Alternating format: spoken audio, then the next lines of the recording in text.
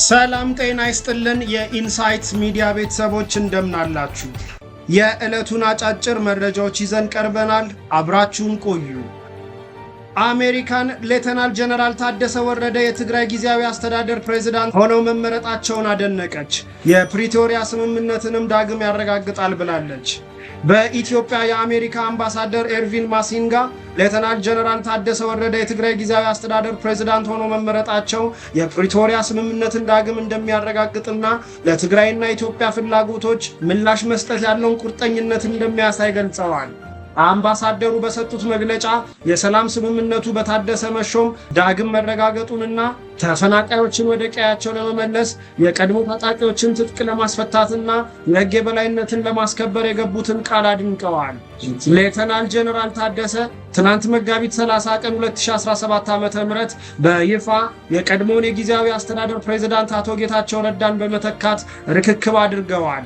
ይህ የአመራር ለውጥ ህወሓት ውስጥ ለወራት የቆየውን የውስጥ ክፍፍል ተከትሎ የተከናወነ ነው።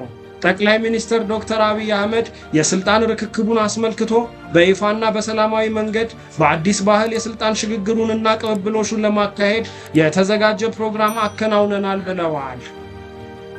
የአማራ ክልል የወረዳ ማህበረሰብ ተወካዮች የአጀንዳ ማሰባሰብ ምዕራፍ መጠናቀቁ ተገለጸ። የሀገራዊ ምክክር ኮሚሽን የአማራ ክልል የወረዳ ማህበረሰብ ተወካዮች የአጀንዳ ማሰባሰብ ምዕራፍ በስኬት መጠናቀቁን አስታወቀ። ኮሚሽኑ ከመጋቢት 27 ቀን 2017 ጀምሮ እስከ ዛሬ ድረስ ሲያካሄድ የቆየውን የመጀመሪያው ምዕራፍ የአጀንዳ ማሰባሰብ ሂደት መጠናቀቁን ኮሚሽነር መላኩ ወልደማርያም በሰጡት መግለጫ ገልጸዋል። ከ263 ወረዳዎች ከተወከሉ 4500 የማህበረሰብ ወኪሎች አጀንዳ የማሰባሰብ ሥራ መከናወኑን ገልጸው ሂደቱ አሳታፊና አካታች፣ ግልጽነት የተሞላበትና በነፃነት የተካሄደ ነው ብለዋል። በተሳታፊዎቹ ለሀገር የሚጠቅሙ ትልልቅ አጀንዳዎች መነሳታቸውንም ጠቁመዋል። የትግራይ ክልል ማዕከላዊ ዞን ፍርድ ቤት የአክሱም ከተማ ሴት ሙስሊም ተማሪዎች ከነ ሂጃባቸው እንዲማሩ ወሰነ። የወረዳ ፍርድ ቤት በትግራይ እስልምና ጉዳዮች ጠቅላይ ምክር ቤት ላይ ያስቀመጠው የገንዘብ መቀጮም እንዲቀር ወስኗል። የትግራይ እስልምና ጉዳዮች ጠቅላይ ምክር ቤት መጋቢት 30 2017 ዓ.ም በይፋዊ ማህበራዊ ትስስር ገጹ እንዳሰፈረው ከአሁን በፊት በአክሱም ከተማ ሴት ሙስሊም ተማሪዎች ላይ የተደረገው የሂጃብ ክልከላ ውድቅ ተደርጓል።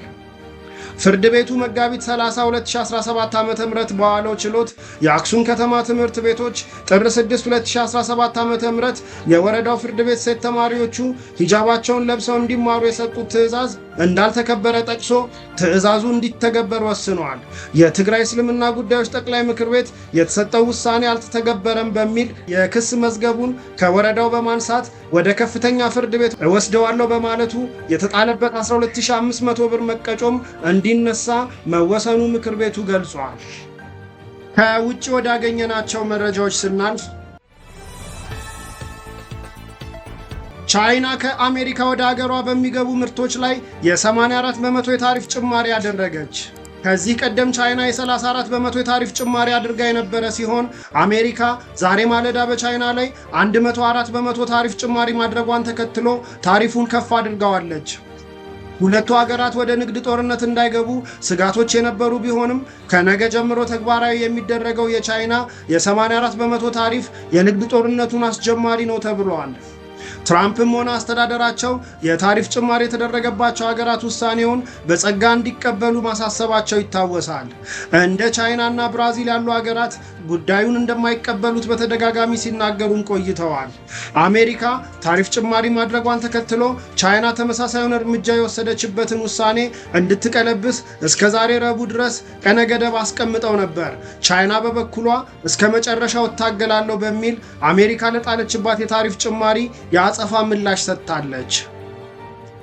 ባለፈው ዓመት በዲሞክራቲክ ኮንጎ የመፈንቅለ መንግስት ሙከራ አድርገዋል ተብለው ፍርድ የተላለፈባቸው 3 አሜሪካውያን ፍርዳቸውን በሀገራቸው እንዲከታተሉ መላካቸውን የኮንጎ መንግስት ገለጸ። ሶስቱ አሜሪካውያን የኮንጎ መንግስት ለመገልበጥ ሙከራ አድርገዋል ተብለው በሀገሪቱ የጦር ፍርድ ቤት ክሳቸው ሲታይ ቆይቶ የሞት ፍርድ ተላልፎባቸው የነበረ ሲሆን በኋላም ፍርዳቸው ወደ ዕድሜ ልክ ተቀይሮላቸዋል።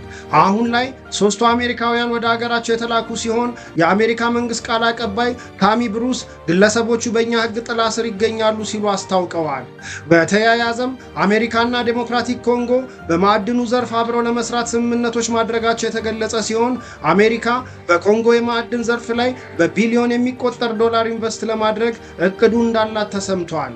ባለፈው ሳምንት መጨረሻ የዶናልድ ትራምፕ የአፍሪካ ጉዳዮች አማካሪ የሆኑ ባለስልጣን በዴሞክራቲክ ኮንጎ ጉብኝት ባደረጉበት ወቅት ሁለቱ ሀገራት በማዕድናት ዘርፍ በምን መልኩ በጋራ ሊሰሩ እንደሚችሉ በዝርዝር መወያየታቸውም ተሰምተዋል።